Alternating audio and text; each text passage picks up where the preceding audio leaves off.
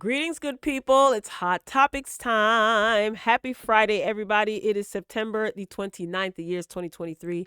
And this month, it's almost a wrap for the month of September. Can you believe it? All right. So, hopefully, everybody has had a good week and having a great Friday.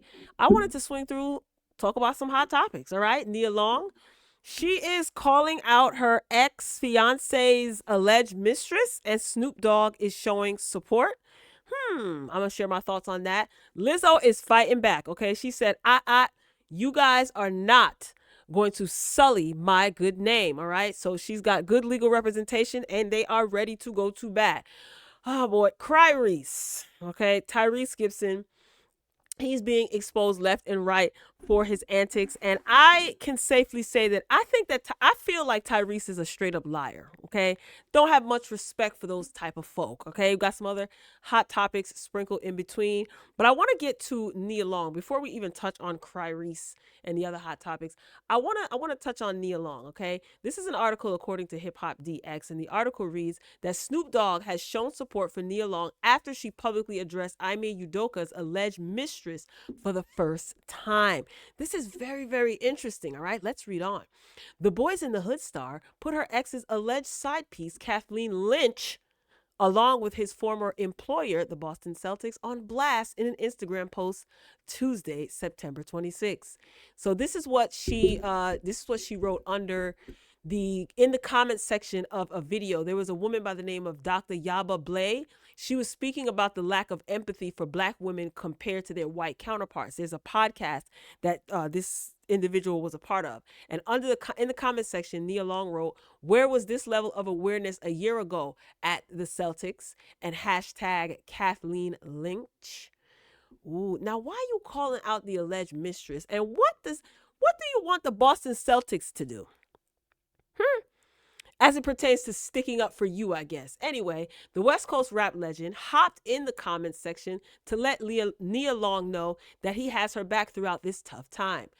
Accountability to my sis and nephews. Retribution is in order. I stands with you at I am Nia Long. I got ya back, he wrote. Snoop Dogg, what do you got to do with this? Well, I don't understand.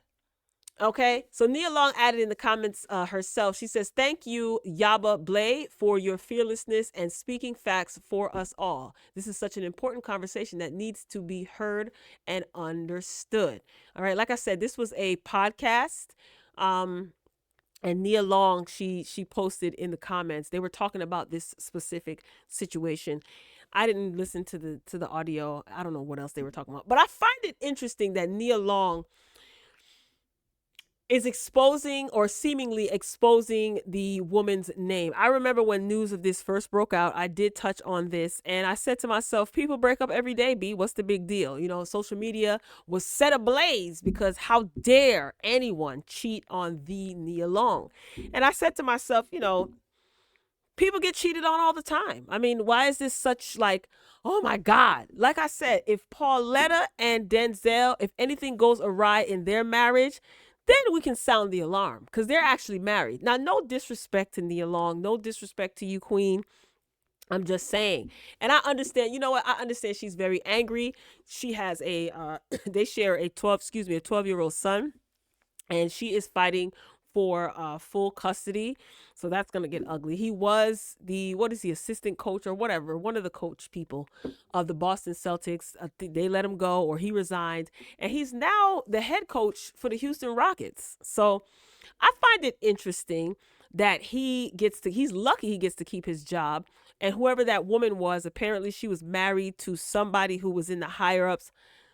They did a good job of concealing her identity. And I can understand Nia Long is in her Bernadine, want to burn up the clothes and the car phase and smoke a cigarette. I get it. She's with this man for 13 years. She was a long-time fiance. Good thing you didn't get married, right, sis? There were talks that they were going to get back together. I do remember whispers about them wanting to get back together. Listen, Nia, at this point, if you want to get back with that man, that is your damn business. Okay. I remember her talking about, or it was reported that it was difficult for their son. He is a school age child, and Social media is no secret to anyone, and people can be brutal. So he was seeming reportedly having a hard time with the separation and all the press. So I mean, look, if you're gonna be done with him, be done with him. If not, then don't. Either way, I don't think anybody will care. Not in a negative way. I'm just saying, if she decided to reconcile with him and got back with him, I don't think that anyone would not work with her or turn their back on her. People get cheated on every day, child. Listen, do what's best for the child. This custody battle, I hope, doesn't get nasty like they tend to do. All right, who is up next? I wish you nothing but the best, Nia, but girl, I know you angry, sis, but calling out the girl, what that's gonna do? Or I don't know. I get it. I get it. I get it. Anyway. Lizzo. Lizzo is not playing. She is fighting back. She has good legal representation, okay? And her lawyers are asking the judge to dismiss her former dancer's lawsuit, and she is denying any and all harassment allegations, all right? So in a recent court filing obtained by USA Today, lawyers for Lizzo and her tour company denied the allegations plaintiffs Crystal Williams, Ariana Davis, and Noel Rodriguez made against Lizzo, whose real name is Melissa Vivian Jefferson. So sophisticated, right? Big Girl, Big Touring Inc., and Shirlene Quigley, who was Lizzo's dance team captain, okay? Lizzo's lawyers asked that the judge dismiss the case and deny generally and specifically each and every allegation contained in the complaint. This is what the findings read. They also denied that the dancers, quote, have sustained, any injury or loss by reason of any act or omission on the part of the defendants. Are y'all ready to go up against Lizzo and her legal team? Now, listen, none of us know if this is true or not. We don't. We absolutely don't know. But the fact that Lizzo is fighting this, there's a lot to be said. So they are going to definitely have, with their legal representation, they're going to have to prove that these allegations are true. And I think Lizzo is also prepared to countersue. Okay. So I don't know. I think they're ready to countersue. So this will be interesting. Lizzo recently received, I think it was the Quincy Jones Award, some award that she received recently. She was also recently spotted at Beyonce's Renaissance concert. I don't know, where were they? In Houston? Were they in Texas, Dallas, wherever it is that they were? Now, Lizzo's from Detroit, and I know she did move to Texas when she was young, and she oftentimes reps Texas. What do you guys do? What do you guys do? What do you guys think about this? This lawyer that these ladies have that are accusing Lizzo of these heinous acts and her dance captain of these heinous acts, I don't know. He just seems like one of those clout chasing type of I want attention and social media fame type lawyers. That's just my opinion. I'm not saying that he isn't qualified to do his job. He obviously passed the bar. And he's an older gentleman, so he has skin in the game. But I don't know, it's just something about him just seems very look at me, and it's not enough court filings and defense going on, okay? I don't know. Lizzo, I wish you nothing but the best as well, girl. Keep it tight, keep it right, and you better be careful of who you allow in your circle and who you allow to represent you, because listen, we don't know if that dance captain is bat crazy or not. Hopefully these allegations are not true for Lizzo's sake, but then again, that wouldn't look good on the accusers, right? Because they'd be stone cold liars. Everybody is losing their mind. Speaking of losing their damn mind, shout out to the Jasmine Brand who reported this story that I seen anyway. Soulja Boy's ex, remember his ex took him to court. And she stated that he kidnapped her, held her against her will, and he was hands-on with her, if you know what I mean, with a thing that goes boom, boom, bang. Okay, got to watch what I say. Listen, she took him to civil court. She sued him and won. She wants her money, okay? So she wants the court to seize his property to settle his $472,000 that he owes for allegedly, holding her hostage for hours and hitting her with that hammer, okay? If you know what I'm saying. Got to be very careful of these words that we use. Now, let's get into this article. Now, the Jasmine Brand is saying that according to a report from Radar Online, Kayla Myers, she wants the judge to sign off on paperwork allowing the LA Police Department to enter the rapper's home and seize his property to settle the $472,000 debt that he owes her. Soulja Boy, you got all of that tinfoil around your neck. You just got new teeth. Pay your debt. Okay? Now, a court awarded this young lady the funds after she won a lawsuit accusing her rapper ex boyfriend of being hands on at a house party in 2019. Soulja Boy, real name DeAndre Cortez Way, reportedly testified during the trial that he was the owner of a number of expensive exotic cars, including a red Lamborghini, a yellow Bentley, a yellow Mercedes Benz, and a Dodge Charger Hellcat. All right. Here's a picture of him in front of one of those cars. Myers, the young lady, said that Soulja Boy also testified that he has a black Cartier watch worth $8,000 and a diamond encrusted Soulja Boy neck chain worth $10,000. That chain ain't worth no damn $10,000. Why you lying, Cortez? Anyway, she added that he was in possession of other jewels and chains, and he failed to reveal during his testimony. In addition, Myers noted that Soulja had substantial amounts of cash, which are normally kept in book bags and regularly posted on his Instagram page. You know, that dirty stack of. Do y'all know how dirty money is? Like, literally. If you swabbed some of these bands that y'all hold and test it for different types of bacteria, I'm pretty sure fecal matter would show up. Like, you know, Sexy Red, she walks around with that money. Then y'all put it on y'all face. You guys are not hygienic at all. And that worries me. It's 2023. Anyway. However, Soulja previously asked the court to overturn the $236,000 in punitive damages his ex was awarded, claiming the ruling was excessive. She also won an additional $236,000 in damages. The rapper said that he doesn't own any real estate, has a $1 million tax lien filed against him, missed a lot of gigs due to that 19 thing, and isn't making as much money as he did when his career first started. Yeah, we know that fake jewelry on. Anyway, his legal team alleged that the rapper mostly earns a living by, quote, marketing some products such as cologne and sneakers, but did not know what his earnings were from those sources, end quote. However, Soulja did disclose that he may make up to $50,000 for concert bookings before expenses and rents a home for $25,000. Whoever owns the home that he is renting is getting over like a fat rat. $25,000? Buy a house for that price. Rent, that's just rent.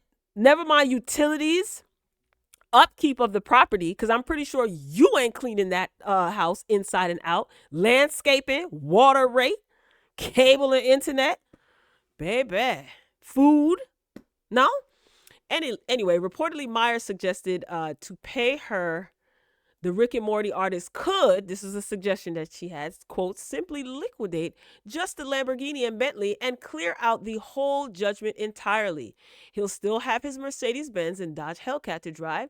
He'll still be able to live in his $25,000 per month mansion and keep all of his other valuable assets. Can you imagine you going to court, the judge rules in your favor and orders the person that you're taking to court to pay you the $476,000, and you have to go before the judge to make suggestions on how this fool can pay you for what he did to you?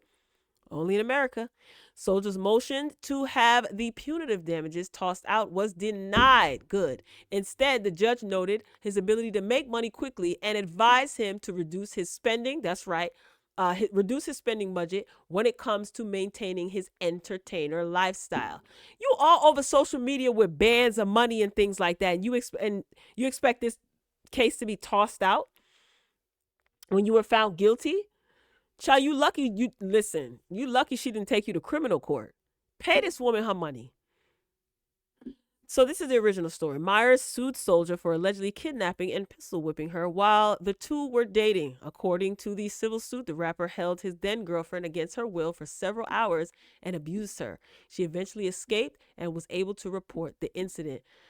Boy, oh boy, some of you people are y'all just trash. And I know, don't call anyone trash. Trash, this is trash. And you have a child now. I think he had a son with his now girlfriend. How do you lay down next to someone who has been found, liable or guilty in civil court for these heinous acts? Child, is that easy for some of y'all, huh? Mm. All right, up next, I thought that this was very interesting. Might be some changes to your local Waffle House, y'all. I saw this on the Jasmine Brand's Twitter page. Okay, Waffle House employees in Atlanta have grown tired of the low pay and lack of protection at work. On Thursday, a group of staff members rallied to demand better workplace conditions, parking concerns of a sparking concerns of a full-on walkout in the near future. Now, can you imagine you go into your local Waffle House and it's only one person on the grill?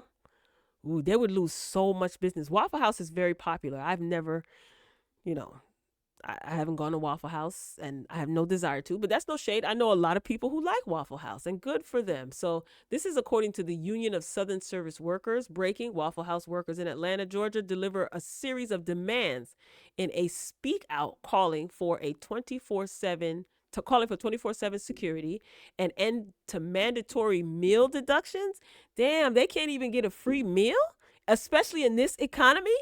And $25 an hour minimum wage for all workers. So that's a petition that is going around. And let's take a listen to what this young brother got to say. Hour security. That's it. And workers the right to decide safety. Demand 24-hour security. That's it. And workers the right to decide safety regulations at their own workplace. Say that. Next, we demand $25 an hour. That's it. For all workers. All workers, all cooks, and all servers. And we demand an end to paycheck deductions for meals that employees may not even eat. Demand. Now that meal deduction, that's wild.